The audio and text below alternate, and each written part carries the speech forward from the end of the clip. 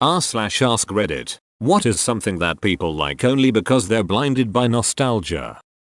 Sometimes I start thinking that gaming was better back in the PS2 era, but then I start thinking that I am probably blinded by nostalgia.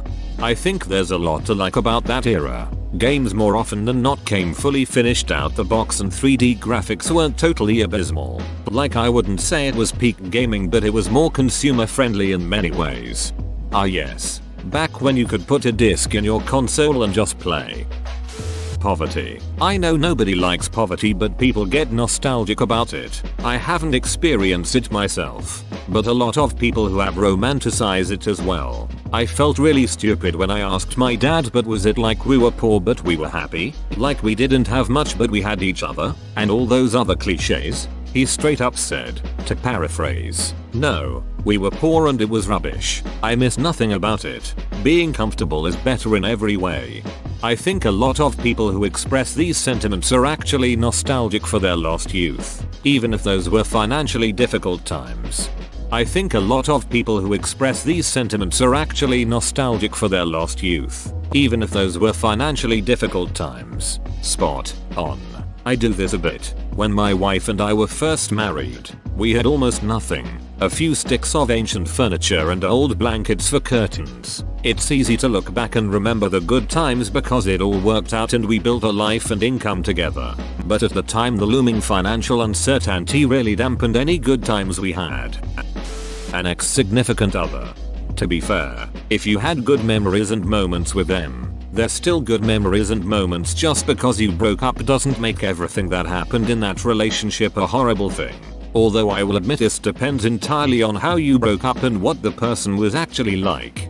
Yeah, I don't miss my ex at all, but I miss the time we spent together. We're both different people now. Not bad people, just different. And I wouldn't ever go back to her, but I still miss what we used to be. My fiancee's parents both died when she was young, so she put them on a pedestal. Metaphorically, she wasn't old enough to learn that they were flawed people like anyone else. So she compares the memory of her parents against the reality of my parents, who are great, but are just as flawed as anyone else. The memory of her parents can do no wrong. Getting her and her siblings into Scientology had no downsides. Appeasing one sister's rage by getting her birthday presents on every other sibling's birthday didn't encourage further rage and inequality. Having 5 kids when they could barely afford 3 wasn't irresponsible. It was common sense. Because of it, I can't help but think that to truly grow up, you need to see your parents fail in one capacity or another. I know my parents aren't perfect, and that's why I try to do better than they did, rather than comparing everyone else's methods to theirs. There's a community quote about this that I love. The cruelest lesson we ever have to learn as kids is that our parents are just people. We want to see them as gods or demons, because that makes us the hero. But the truth is we all just suck. I would recommend getting your fiancé into therapy before getting married. That sounds like it could cause a lot of problems and resentment down the line.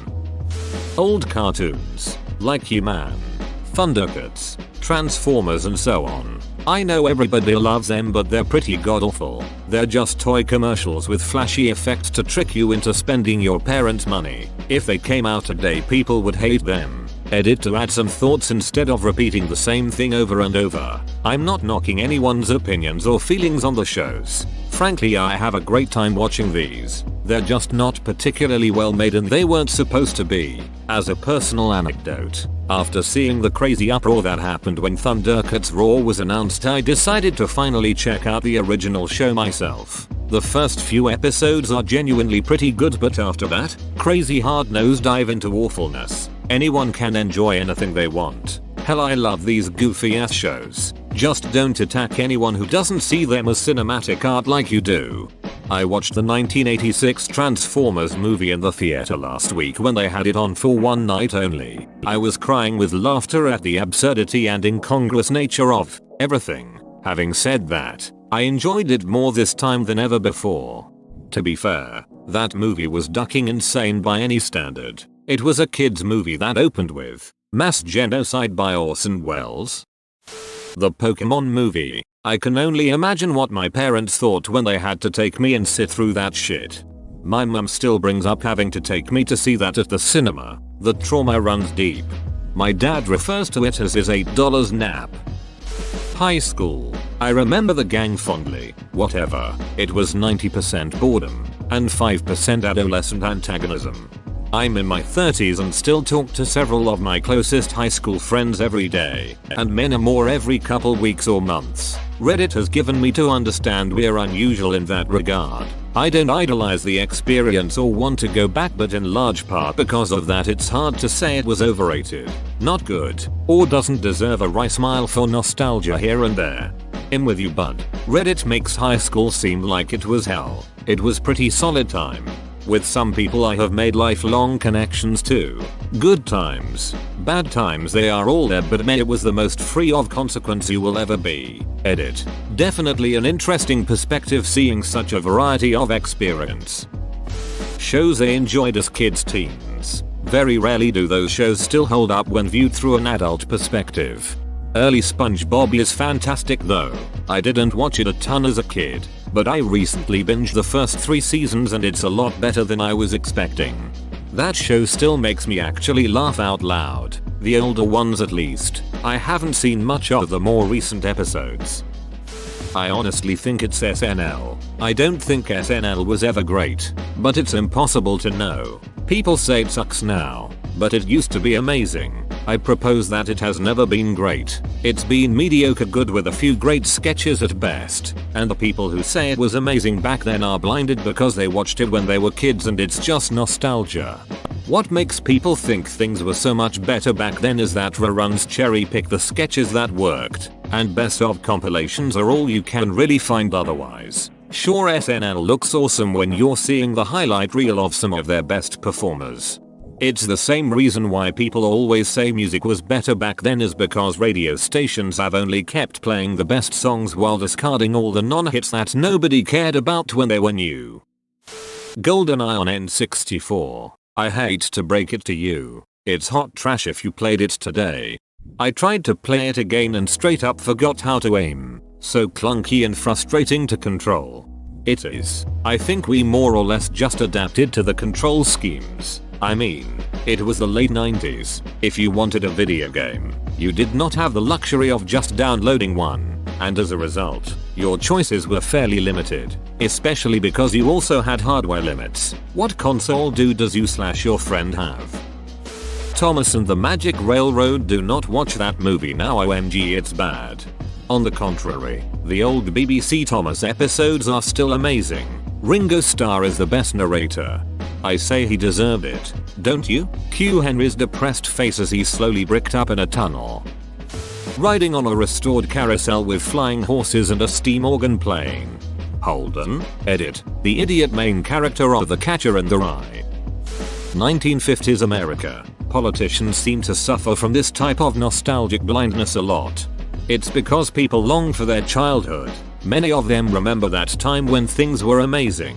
Most current politicians grew up during that time. We are starting to see a few millennial politicians. So get ready to hear about how the 90s were the best times. Can't wait to see the first president who grew up on N64. In the 80s we missed the 50s 60s. Back to the Future. In the 90s we missed the 70s. That 70s show. In the zeros we missed the 80s. Classic rock made a comeback. Now we're missing the 90s. Remaking re-releasing video games from the 90s. And soon we're going to miss the 10s. It seems to be a cycle that we nostalgically look back at what it was like 20 years ago. Cassette tapes. Are you kidding? The sound quality is garbage and having to fast forward through bad tracks is a huge pain in the ass. Let me introduce you to 8-track tapes. Power Rangers. The funny thing about Power Rangers though is I think people like it in spite of how bad it was, not because of it. It was pretty cheesy. You could tell that even when it was new. But it does have kind of an irresistible charm to it with its young people making a different vibe. Giant monsters and robots. Ninjas. And its catchy heavy metal theme song. Power Rangers is one of those things that either registers with you and affects you positively, or not at all. My brother, for example, is only 5 years younger than me. Definitely in the window of time for enjoying it, and for whatever reason he just doesn't have any remembrance for it at all. Meanwhile I'm rewatching the Mighty Morphin Power Rangers movie and actually enjoying it, and I'm like, dude, don't you remember this? We watched it all the time, and he's like, no, not really. There are a lot of shows that had bad production values and acting from a long time ago, but there's something about them that transcends it all. Exactly, even as an adult that Power Rangers opening riff is sick AF. Age certainly hasn't changed it. The old Need for Speeds. They all had horrible rubber band eye. The Rice Cars of the Underground series feel super cringy today. The soundtrack however still dope AF. To the window. To the wall. The olden days generally, people forget about a lot of the shit that used to take place. Racism everywhere and accepted. Car safety standards very low. Discrimination against women and many more. And air quality. People died from smog. London has a smog inversion that killed people directly and indirectly in the 50s. https://en.m. Wikipedia. Wiki Great Smog of London also happened in New York and other cities. https://en.m. Wikipedia. Wiki 1966 New York City smog. There was a whole episode about this in The Crown and I was amazed. I had no idea that had happened. Saved by the Bell. It was a stupid, poorly acted show with a scheming little shit written as the protagonist. Plus they aired it during the Saturday morning cartoon block, and it wasn't a goddamn cartoon. Zach Morris is trash. And she was never seen again, cause she probably ducking killed herself. The concept of being a 1950s housewife. I see a lot of this being in vogue in some blog circles. They'll wear the fashion, bake the cookies and wax lyrical about how great life was back then when a woman's place was in the home. In reality life sucked a whole lot more for women back then. No proper birth control, onerous housework with far less conveniences than we have. Being forced to quit work when you married. No real way to leave your husband easily if he turned out to be a jerk either. But all some see is cute petticoats and white sheets drying on the washing line. I just imagine that existence being so bored I'd either turn alcoholic or shoot myself. Especially in the 1950s. There was like 3 TV channels, no phones, not as many attractions to go to. Between 9 AM and 3 PM I'd imagine they basically just gossiped endlessly with other housewives. The band Kiss. They didn't form as a band so much as they were manufactured and marketed by Simmons, Inc. Absolutely, with such products as the Kiss condom and Kiss casket, they can be part of your life whether you're coming or going. Sorry.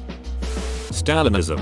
Unfortunate, but true. There are actual people who think Stalin was a great chap and Soviet Union was a nice place to live. Most likely to be said by people who never had to live in Soviet Union. I had a rare opportunity to see it twice myself as a Western tourist. Oh man, it was something else, I tell you. And I saw only the best what the country had to offer. Both my parents grew up in the Soviet Union, and both would agree with you. Many of the people who romanticize it just see that it was a socialist nation, and so they like it. They ignore the horrible living standards, the government corruption, and the food shortages. Most older video games. Everyone remembers certain things they loved about specific video games from their childhood and assume that they will get that same feeling if they were to experience it again as an adult. I can't lie, I have had this exact scenario happen dozens of times, but I am always left feeling the same after I get a second shot with said games. Those games laid the foundation for hundreds of games since then, all of which have improved on every possible aspect of the very things that made those games good to the younger version of me. So much so, in fact, that it now makes the original game pale in comparison to everything I've experienced since. The sad truth is that those games were amazing when first experienced and they created a love for video games that will probably never die. But they are always going to be the equivalent of a baby toy you played with as a child. They were fun and formative, but will never be able to be experienced the same way and need to remain in the past where they belong. Most games, of course. There are a few that still hold up. SMB3 is still awesome. Dr. Mario is playable as ever. Double Dash is still the best Mario Kart in the series. Just like movies, there are a few that hold up really well even if there are a lot of others that fade with time. The 50s. Or maybe they just really liked being surrounded by lead, asbestos, and the constant threat of nuclear hellfire. I wasn't there, but I think the 50s were pretty amazing for a lot of people because what came before was so unrelentingly terrible. As modern people, I don't think we can appreciate just how much the standard of living rose. I sometimes feel that is what drives a lot of the nostalgia for the 50s. Also, it's very economically convenient, if you're in the US, to have your competition bombed into rubble. Modern movie reboots, note, not remakes. There's a difference. Remakes are 99% of the time dog shit, but people like reboots because it evokes nostalgia for something they loved when they were younger. It usually involves some kind of passing of the torch with the original characters, some modern version of the old music, and people just eat that shit up because it's like their childhood fantasies to have met these characters and go on adventures with them. Circus Peanuts, the orange marshmallow ones. I will be the first to admit that I love these and they remind of my childhood, and that unless you grew up eating them, they are absolutely disgusting. No one is ever going to pick up a circus peanut in their 30s for the first time and say, yum, give me another. Something about orange colored, peanut shaped, banana flavored marshmallows gets me. George W. Bush. Is that nostalgia, or realization that what we thought was rock bottom wasn't even halfway down? George Bush was legitimately bad. We legalized torture. Abu Ghraib happened. We started 2 wars in the Middle East we still can't extricate ourselves from. One of them was started on false pretenses, and his administration outed a CIA agent when her husband painted some of the evidence in a bad light. Like George Bush 2 was a bottom 3rd president, easy. One of the worst. Trump is just like bottom 3. The first Pokemon game. There's multiple ways to softlock the game. Unfair/broken moves, and OP types. Fire Red and Leaf Green were much better games. I could never go back to Gen 1 or 2. I have replayed the Gen 1 games multiple times and always have a blast. It's also much more fun when I can speed the emulator up and cruise through leveling. But maybe the nostalgia is just that strong for me, and soft locking that game requires either being extremely unlucky or really trying. Sears. I'm sitting in the waiting room in the local Sears Auto Center because the fleet management company sent me there for a minor repair and oil change on my work truck. That service is appallingly bad. The only other customers are super old, apparently loyal to this obsolete, lame-ass business because of nostalgia or ignorance that there's 100 better places you can easily find online. Today, opened late, still haven't unlocked the front door, so customers are traipsing into the litter-strewn shop and in the side employees only door. The service writer is wearing saggy gangster shorts and a t-shirt and no name tag. The phone is ringing constantly, unanswered. The showroom is barely stocked. There's a windshield wiper display that has a huge pile of unsorted wiper blades on the floor all around it, and on and on.